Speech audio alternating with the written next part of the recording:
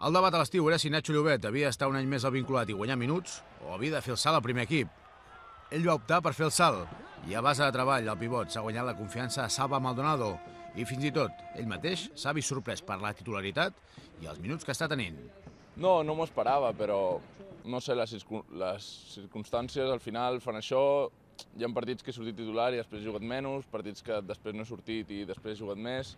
Jo crec que depèn de les característiques del rival i de com va el partit, l'entrenador creu més adient en un moment o un altre. I de moment, bueno, estic jugant més minuts del que podem esperar a principi de temporada, però és el que ja he dit, toca seguir treballant i toca seguir lluitant.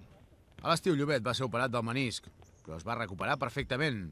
A més, ha perdut pes per no perjudicar el genoll. El pivot assegura que es troba molt bé.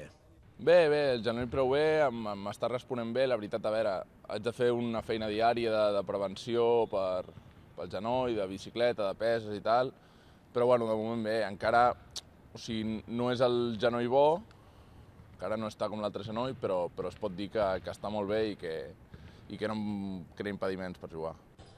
D'altra banda, la Penya i Marko Todorovic estan negociant la renovació del seu contracte per vincular-se al club els pròxims anys. Les converses van pel bon camí i l'acord es podria anunciar properament.